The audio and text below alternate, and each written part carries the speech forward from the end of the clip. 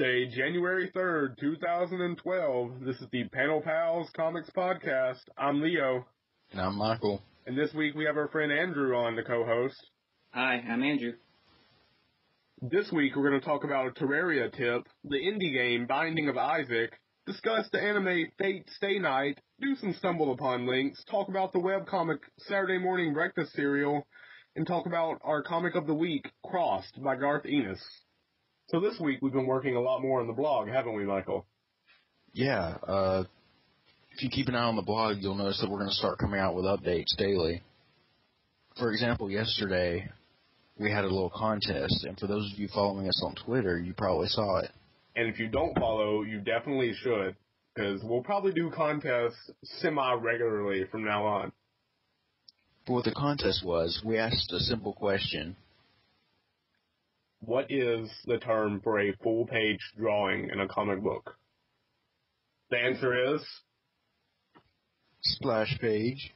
Yeah, and so whoever got that right on Twitter, well, we did a drawing of the people that got it right, and so the winner got a copy of Terraria. And now, Michael, you've got a Terraria tip for us, don't you? Yeah, this one's actually a lot simpler than the one from last week. Good. If you noticed, if you made a world during the holiday season, every world that you made had at least one snowy area. But now that it's over, your worlds only have a 1 in 3 chance of spawning snow area. But if you still want snow in maybe one of your older worlds before it came out, or one of your newer ones that no longer has snow, all you have to do is just mine a few snow blocks, or as many as you need to make your area snowy, and place the snow blocks in your non-snow area, and it will actually start snowing there. It creates a whole new snow biome. Really? That's pretty cool. I've actually got one leading into ours. Huh. I did not know that. That's pretty great. Got a little lamppost outside. Looks like the entrance to Narnia. Narnia was pretty good, so I mean, I can understand that. And now we're going to move on to the indie game, The Binding of Isaac. What do you got about that, Andrew? All right, well, I'll give you a quick synopsis of what The Binding of Isaac is plot-wise. When Isaac's mother starts hearing the voice of God demanding a sacrifice to be made to prove her faith, Isaac escapes into the basement facing droves of deranged enemies, lost brothers and sisters, his fears, and eventually his mother. It's a randomly generated action RPG shooter with heavy roguelike elements. It reminds me of a NES Legend of Zelda shooter. Okay. Yeah, that same kind of top-down style, I guess. Mm-hmm. All right, very nice. So what did you like and not like about the game? I guess I'll start out with my cons. The game really trolls you, quote unquote, a lot throughout the game. Because you get power-ups throughout the entire game. So if, like, you defeat an enemy or if you find a hidden path, you can get these power-ups. But not all the power-ups are, I guess, good for you, because sometimes they, like, poison you or kill you. Because I remember this one item called Kamikaze, and it literally just strapped a bomb onto you, and if you touched an enemy, you exploded. Oh, man, that could ruin your entire game right there. Yeah. It's pretty bad. Once you die, there's no continue. You have to start all the way over with nothing. What? Yeah, there's no save points. You have to go through, like 10, like, difficult dungeons, and there's nothing to, like, you can't stop. That's crazy. That's ridiculous. Yeah. So what about your pros? What did you like about it? Let's see. Like I said, there are a lot of useless power-ups, but at the same time, they're, like, really great power-ups. And on the title screen, they show you, like, all of the power-ups, but they never, like, list them, so you have no idea how many power-ups take, because it seems like it's just, like, an infinite amount. And some give you, like, 9 lives, some of them give you lasers. It's just a plethora of them. That's pretty great. I like the variety. That's cool. Yeah. They get really creative with all the power-ups and items you pick up, like the 9 lives thing, you actually find a dead cat. Oh, goodness. Yes, and it gives you 9 lives, which is really, really helpful. It's so convenient. Yeah. I can imagine if you don't get any do-overs or anything once you die, 9 lives, that could make or break the game right there. And what you use to attack with for the most of the beginning of the game before you get something better are your tears. So you might find a coat hanger. And what he does is he'll shove the coat hanger in his head and increase your tear production, so you shoot off tears faster. Oh my gosh, no. So I was wondering what that was about, so thanks for clearing that up, Michael. So it's kind of dark, to say the least. It's a pretty dark game. But is it fun? Yeah, it's really fun to play. It's just it's out there. It's really it's a little bit disturbing. Yeah, I guess kind of like my neutral zone, like pro-con kind of thing that has interesting artwork. The developers for the game also worked on Super Meat Boy in 2010, and I don't know, it's really interesting. It's dark, but at the same time, it's not too dark to where you'd be turned off.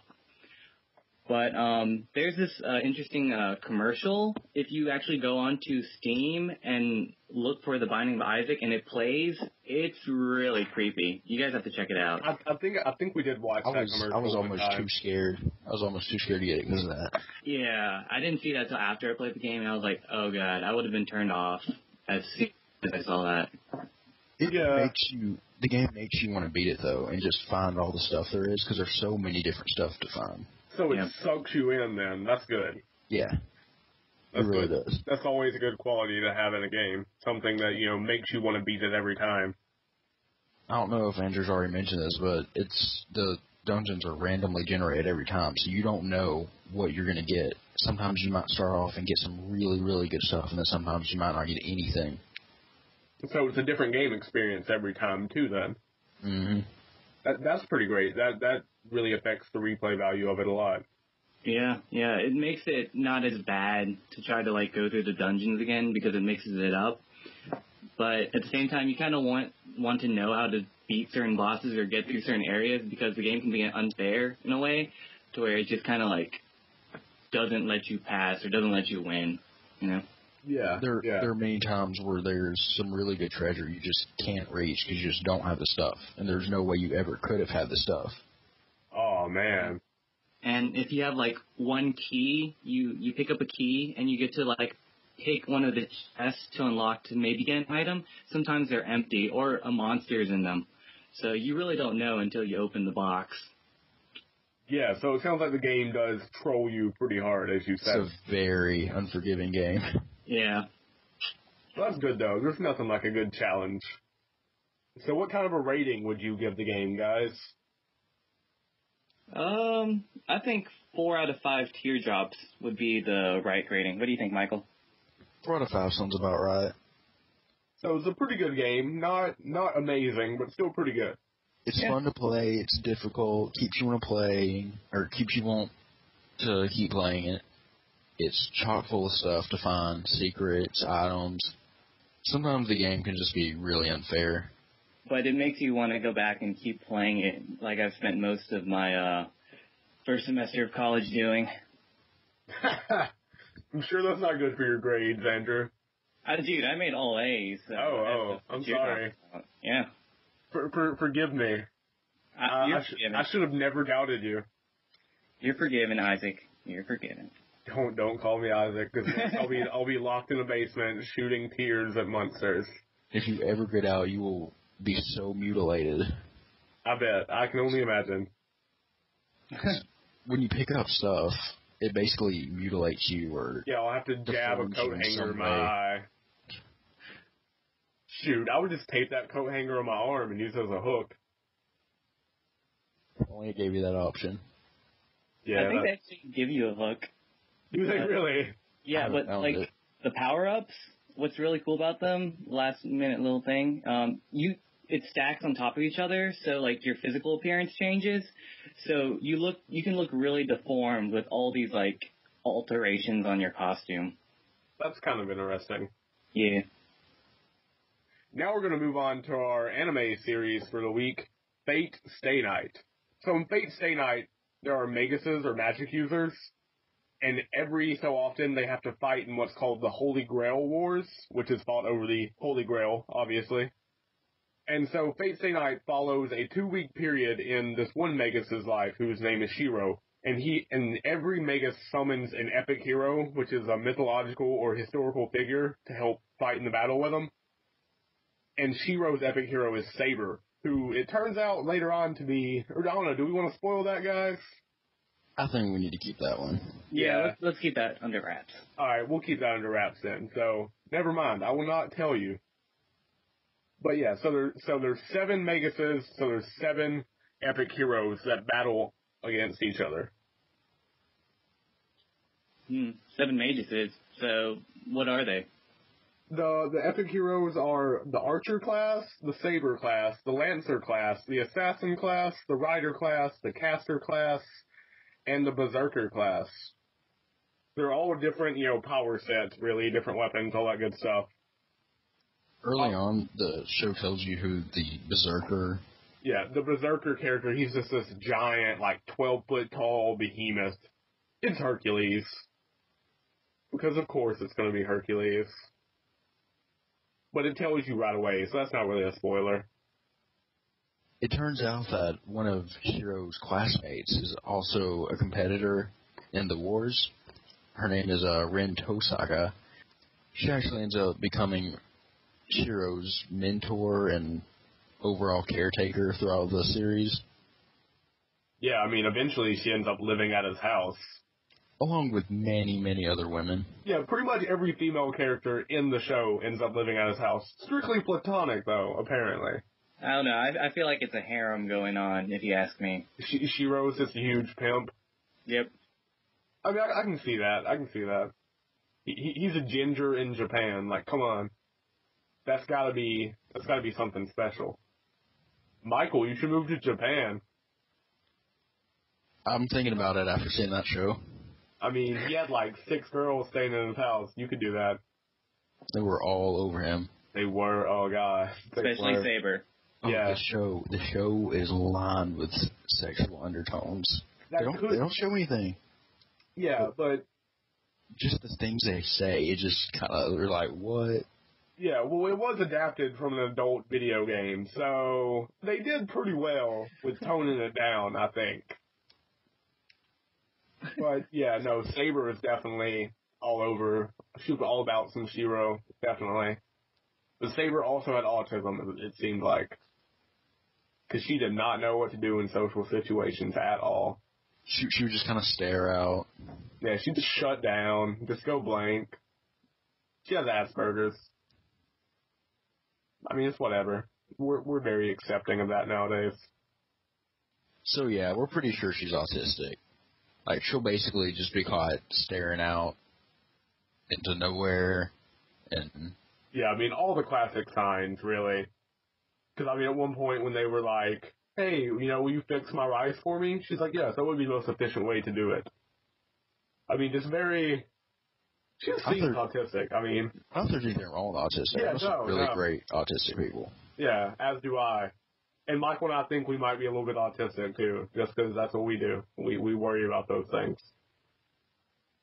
I diagnose myself with things just about every day. Yeah, I do too, though, so it's okay. Are you guys hypochondriacs? Is that what's going on? No, we just think we have a lot of... We're problem solvers. Yeah, every time I get a headache, I think I have a brain tumor. It's one of those kind of things. Alright, then. I'm not really a hypochondriac, because I don't really get sick, so I can't make myself sick. But I just worry way overly much. There's got to be a difference.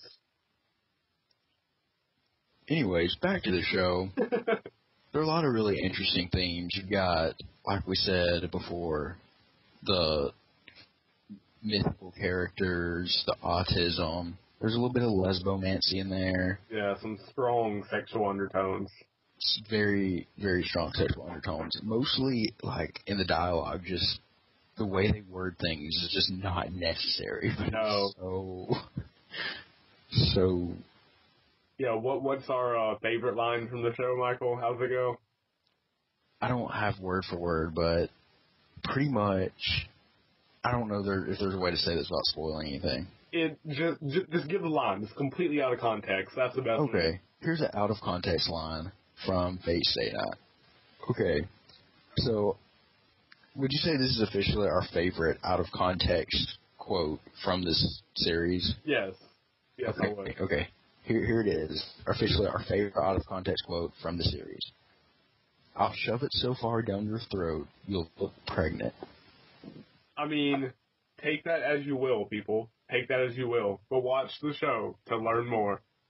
Here's a hint. It doesn't mean what you think it does. Yeah, no, it's not actually sexual. That's the best part. In any way. Yep, no, it's just weird. That's all. You'll find things like this all through the show, though. Yeah, that's part of its charm, honestly, just how awkward some of the lines are. I wonder if part of it is being translated from Japanese. I wonder if that's part of it. Actually, I watched it dubbed. Okay, I was actually intending to watch it subbed with the Japanese dialogue going on, but then you guys started saying that you're doing it with the English and it was good, so I switched to that. Was good. Mm-hmm. So I switched to that, but I kept the subtitles on just because I was curious to see how they translate it, and they were pretty spot on some of them. Really? Especially that one. That line, yeah, that's spot on. Oh, wow. So, okay. Well, I mean, Japan's a weird place, so understandable. Something like that could fly over there. All right, so how would we rate the show, guys, out of 5? I'm gonna give it 4.5 sabers out of 5. I'm gonna give it 4. I'd give it 4. Give it 4? Yeah, I mean, it's a pretty solid show. It's really good. But there are just some, plot holes and stuff that mess you up. Yeah. Which they get answered in other series. And there's a prequel, a sequel, and a movie. Right, Andrew? That is right. And I'll tell you a little bit more about them. FateZero, that was actually released this year, 2011. It's got 13 episodes so far, and it tells the story of the previous Holy Grail War 10 years ago. And the first episode just clears up every plot hole that you had about Fate Stay Night, and it's pretty good. I'm liking it so far. It's much darker than Fate Stay Night, and I kind of miss that about Fate Stay Night because it had its own charm. It did. There was something special about it. There really was. Yeah, not too violent, but good enough to where you're entertained. Yeah, it kept you entertained. It kept you interested. But it was a good little show. Yeah, and then they have the sequel, Fate Hollow Ataraxia, which apparently occurs half a year later, and a new servant, an 8th one, appears during the 4th day of the Holy Grail War that's going on right now, and it just messes everything up. But you'll see if you play that. It's I think on the PC. So. Yeah, but be aware the game is sexual apparently. Oh yeah, forgot about that. So don't actually play it unless that's what you're into. I mean, I don't judge, but whatever. And right now I'm actually watching the movie Unlimited Blades Works. And it is an alternative route if the story in Fate Stay Night took a different direction. And it's got all the new animation that the prequel has, but it's this original Fate Stay Night. And it also has a darker turn, but so far it's pretty good. It shows a lot more of Archer's character, who doesn't get a lot of spotlight in the original series, and it answers a lot of plot holes as well. That's good. I mean, I might have to check those out so I can kind of know what's going on a little bit better. I highly recommend it. All right. So now I guess we're going to move on to the Stumbleupon segment of the show.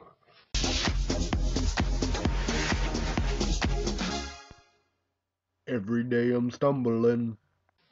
The first link we've got is African Space Research Program.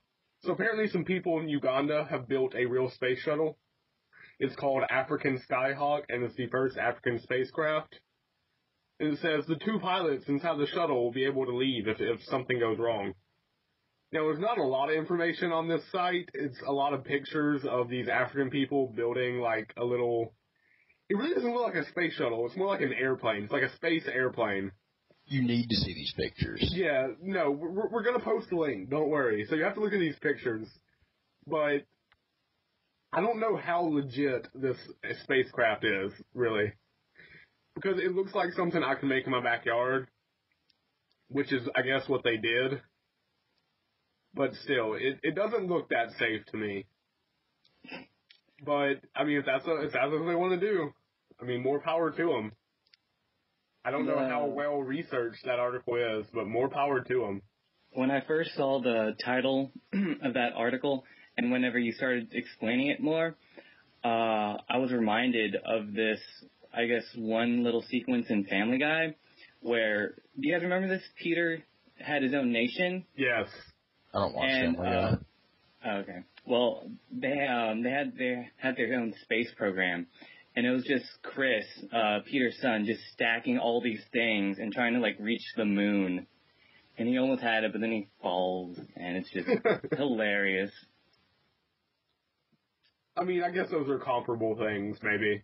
Yeah, it doesn't look that safe to me. I don't know. I like how their logo for their project is pretty much the Alienware face. Alien face. Oh, it is. Yeah, it's an alien face. A little, I look down here on my computer, and it's pretty much the exact same thing. Oh, the Africans, copyright infringed. Oh, snap. Chinese did first. I guess that's true. Alright, so now we're going to move on to our next article. 570 million year old fossils hint at origins of animal kingdom. So basically they found these fossils inside this rock. 570 million years old, which is pretty darn old, honestly. And they think this might be some of the earliest multicellular life. And so it says they're not quite full-blown animals, but it may hint at how animals came to be. And it says actually that these fossils, these cell clusters, look like animal embryos, which is why they're thinking maybe this is a first step in, along the line of evolution. I mean, this is pretty interesting stuff, in my opinion. Well, do you know where they found those at? China, I believe. Okay. Yeah, South China in 1998. It's an old find, but they just now kind of postulated all that stuff about it. Okay, better late than never. Yeah, I mean, with science, though, a lot of times it does take a little while. Yeah. And so our next article is $4,000 realistic face replica makes the best Halloween mask ever. So basically there's this Japanese company called Real F that will take a 3D image of your face and make a mask for $3,920. That's pretty freaking creepy that they can make a mask that looks exactly like your face. I want to know if you have to have the consent of someone before getting their face put onto a mask. If I just wanted to be someone else, could I have their face anytime I wanted it? Just be Prince Harry. Exactly. Because he's a ginger, too. He is. And I pretty much dress like him. Oh yeah. Apparently, they also make a complete copy of someone's head for almost $6,000. So you can have just a giant head statue floating around in your house if you want. They should have it to where you can take it's like the head, but you can take the mask, say. Oh yeah. Off. Yeah. Okay. Yeah. That would be really cool, actually. Yeah. And what would be cool is if you could have the mask of someone who's already died. Oh no. That'd be creepy. Oh, hey, Grandma. That'd be creepy. You would scare little kids all over the place, I imagine. Walk up as their dead grandmother. That'd be a terrible thing. You could actually abuse that a lot too. Yeah. For money. Yeah. Go claim Social Security checks for dead old people. There's got to be some kind of law for wearing someone else's face, though. There probably is somewhere in America. America has a lot of stupid laws. If they don't have it now, they'll do it after someone uses this to their advantage. Yeah. That's how it works. I want to be the first. You want to be the first one to rob a bank with someone else's face? Not necessarily rob a bank. Maybe wear someone else's face and do something weird on the internet and see what happens, see where it goes. That could work, too, I guess. I wonder if you could actually convince that person that they did it. I know a few people that would actually work. Yeah, I know exactly who you're talking about.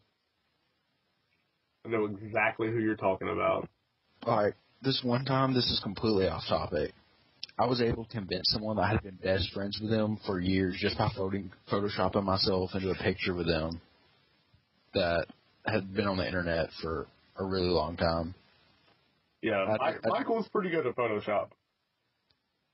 And I did this. I photoshopped over the years of me onto some hefty kid's body.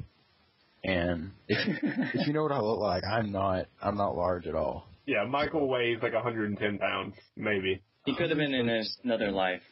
137, for your information. Oh, I'm sorry, 137, Michael. I remember when I weighed that much. 6th grade was a good year. I'm trying to get up to 140. I've never weighed that much. It's been a struggle. Oh, shut up, Andrew. And for our last article, we have Prostitutes robbed me, man tells cops. So apparently a Berlin man is now facing a criminal charge after calling 911 to say that 2 prostitutes had taken his money but left him unsatisfied. So it's a 63-year-old guy who paid these 2 prostitutes $400 to have sex with him. And he says that they began having sex with one another, but they wouldn't have sex with him, and then they left. So he called 911 to complain that he had been robbed. So, yeah. I mean, it proves that not just Americans are dumb, but the Germans, there's a couple of them, too, that are pretty darn dumb. I think it's a worldwide stupidity. You're probably right. I mean, his situation, though, it could have been worse. He could have been like the Sham Wow guy, Vince Shalomi. You guys remember that? Yeah. Got his tongue bit by Sasha Harris. And he paid her. About that. Yeah, he paid her about $1,000. And she just started doing that, like when they were kissing, just bit his tongue and would not let go. Then he punched her in the face, and she ran out into the hallway, and he chased after her. Hey, I mean, if a prostitute's biting your tongue, she probably deserves to be punched in the face. I'm just saying. You have a point. I mean, unless you paid for that, then that's what you got. What you deserved. You got what you wanted. But I mean, to each his own. I do not judge that much. The first time I read the article, I was like, okay, so prostitution must be legal in Germany for him to go and complain to the police. It's still a weird story. But then I'm like, then it says he got arrested, and I was like, yeah, oh, this guy's just an idiot. Yeah, this guy is retarded. And this week, for our webcomic of the week, we have Saturday Morning Breakfast Cereal. Now, one thing I really, really like about it is the fact that it's a comic that you can read and you'll laugh at it, but you also might learn a little something. You know, there's a lot of science and kind of philosophy and history in the comics themselves, a lot of times. And there's also really like how sometimes they'll put at the bottom this kind of a real subtle punchline at the bottom of the comic. It's really nice, and sometimes, you know, it makes it just that much funnier. I think that's my favorite part about it. Yeah, mine too. I mean, it's pretty great. So it's a great comic overall. You should all definitely check it out. Saturday Morning Breakfast Cereal. It'll be on the Tumblr, don't worry.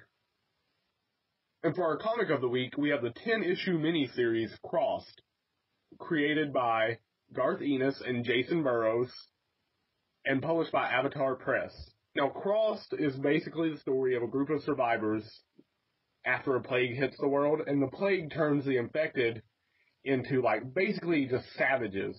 And the survivors call them the Crossed, based on the cross-shaped rash on their face that marks them as infected. And the Crossed are just completely savage. They'll just, you know, they're sadistic and bloodthirsty. They just kill and kill and kill. And so the survivors have to, you know, somehow manage to avoid them and, you know, survive in a world like that. I mean, what'd you think about it, Andrew? I mean, I don't know. I didn't like it as much as you, but I like the fact that it's a zombie kind of story, but at the same time, it's not, you know? Yeah, it's a different twist on that kind of same story. And especially with the increased popularity of zombie movies, comics, this one definitely stands out. I don't know. I feel like the Cross is a little bit too graphic for me. I couldn't get past the second issue. It was too much for me. It was really graphic, I do admit. But I mean, if you're okay with that, it's definitely a comic series you should check out. It's a great comic series. But if you're grossed out by blood and it's not just blood. Yeah, the Cross do tend to rape their victims, and it shows a couple of those. So watch out if you do read it and you're tender-eyed. Watch out. I should have warned Michael. Now that I think about it. Yeah, you really should have. Because I usually warn you about those kind of things. Oh well. But yeah, so it's pretty graphic. Not for the faint-hearted at all. I need to go to confession now. Michael, you're not even Catholic. Still need to go. I'm Catholic. Yeah, Andrew needs to go to confession now. I have to start going to church more often. Yeah, Andrew, you should probably do that. Yeah, but, okay, speaking about church, was there any religious references in this comic at all, or is it just me? I think there might have been some subtle ones. I mean, at one point they had the priest nailed to the crucifix, the Cross did. Mm-hmm. I mean, so there may be some subtle religious references, but it wasn't like hitting you over the head, was it? Right. Okay, because it's called Cross, so I'm just... Yeah, but that's just because of the cross of the rash on their face, it seems like. I feel like what their actions that sometimes they do is more like their hidden desires or like their sin that they don't want shown, but now they're able to like... Yeah, see? That's actually a really good point, because it does kind of seem like they act out the things that they would never do otherwise. That's actually a really good point. Never really thought about that. I mean, that was just me. Because even out of the two that I read, I did pick up on the fact that some of them did retain memories of who they were, at least a little bit. Yeah. Sometimes they would talk and mutter things to people they once knew. Yeah, and actually a group of Cross who are like the smartest ones or whatever, a group led by these two individuals that the comic names Horsecock and Stumpy. That group is actually like the smartest one. They actually track the survivors across the desert for like 1,000 miles. They track them and hunt them down and actually attack them on multiple occasions. And so, I mean, it shows that the Cross aren't just, completely savage. There are some smarter ones that retain their, humanity a little bit, which I thought was kind of interesting. But overall, it's a pretty good comic. I mean, I like it. Yeah, I didn't like it as much. I mean, I give it probably a 3.5 out of 5. 2.5. 2.5? Yeah. That's not that bad, though. What about you, Michael? What about the 2 issues you read? What do you give it? Oh, God. Oh, God is right. That's Michael's rating. Oh, God. So that's his rating. Oh, God, out of 5. There you go. So now I guess, we're done with our segments for the week. But let's move on to a little bit more casual stuff.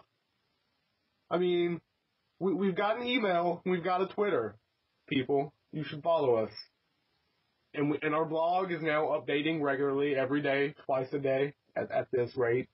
We're really excited about the blog, if you can't tell. Yeah, we do like it. We've got some fun stuff going on, we think. We've definitely got a lot more visitors this week, though. Yeah, we know when you visit, people, so you better email us or something, because we know Google you're there. doesn't lie. We know you were there. We have 2 different services that tell us, so you better let us know. Email us. Let us know what you think. Follow us on Twitter, @PanelPals. Email us at panelpalspodcast@gmail. I mean, just let us know what you think. Follow us. We'll have, more posts. We'll have random tweets about stuff. Just get involved. Please love us is basically what I'm trying to say. Just do what Leo says. I mean, podcast isn't really much without followers and feedback, so... Yeah, we need user interaction to make this as good as it can get. And hey, we're nice guys, they're nice guys. I mean, I'm a nice guy too. Yeah, Andrew's a nice guy. He'll probably be back at some point. Yay! But, they do contests, like the contest did yesterday, free games. We're going to do more of those eventually. We just need more people to talk to us, let us know what's up. Let us know how interested in things you are. We just need a little bit more interaction, guys.